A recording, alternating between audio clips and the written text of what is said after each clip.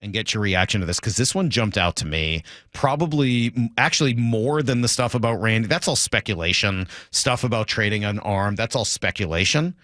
I heard this from Ryan about Scott and Julio, and it definitely piqued my interest. I don't know. I mean, like, do you ever really truly love your boss?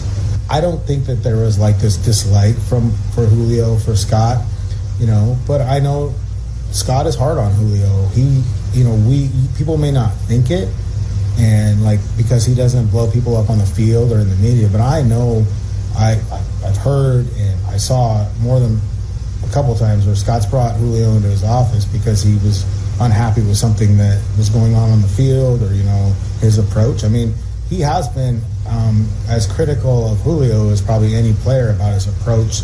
Stuff he talked about not being ready to hit. Okay, so that's kind of a big thing right there, right? I think that the public perception of Scott, right, from the "why isn't he Lou Piniella" crowd, is he never gets mad at anybody. He's always quiet. He's just like a dad. He's never mad. He's just kind of happy-go-lucky.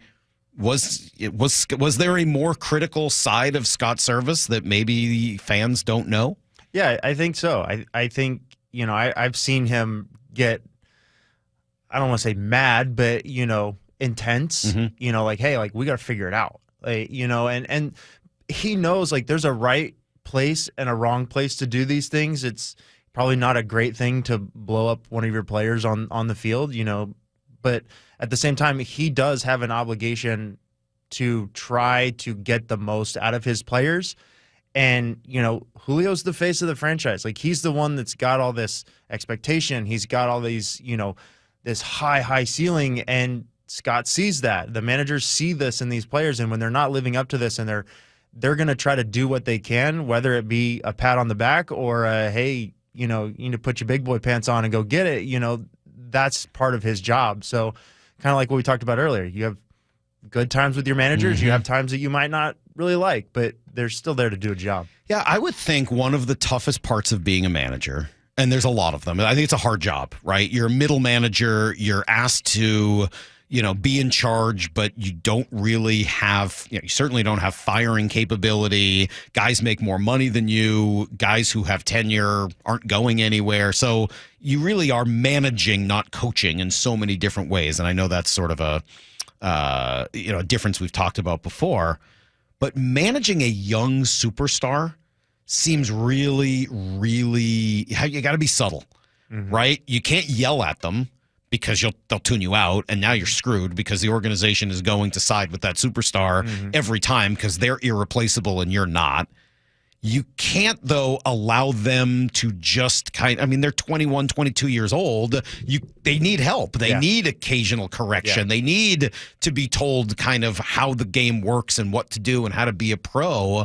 So walking that fine line seems really hard. Yeah, it's not something that I would want to do because you get none of the credit, all the blame. Yeah. Like if something goes wrong and you say something to that hitter or that pitcher or whatever and things start to tank, it's like, well, what kind of conversation did you have?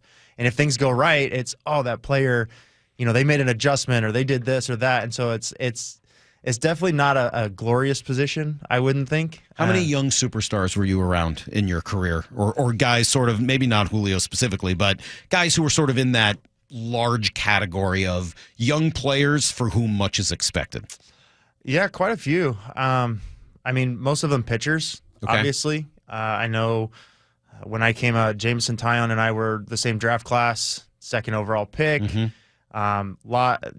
Super good guy, good head on his shoulders. He was one that a lot was expected of, and he handled it really well. He's had some bad luck over his career with some health stuff and things like that. But he was really that guy of like, this is the guy that we're investing in. This is the guy that we're going to build around. And, there was a lot expected of him.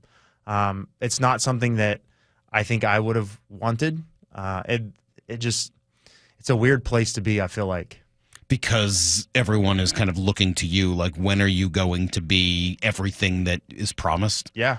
It's just that expectation thing. You're trying to not only play the game that you love, you're trying to be the best that you can be at it. And then when other people are putting these expectations on you on top of the expectations that you have for yourself.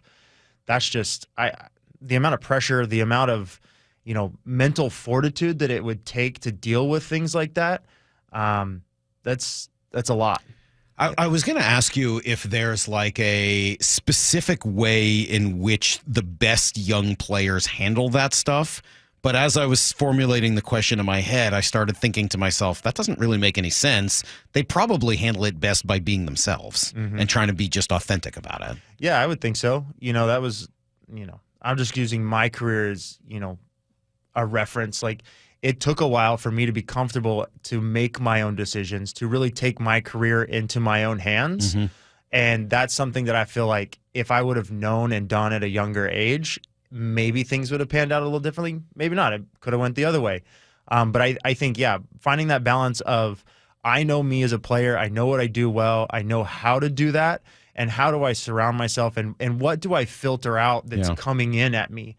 What do I stay off of social media for a while? Do I, all these external things that come in, people are always armchair coaches, they need to do this, they need to do that. Well, the game's really hard, and so like, put myself in that category. Yeah, I'm one of those guys. I'm doing we it. all are. I'm doing it right now. We all are. Yeah, I mean, that's part of the media game.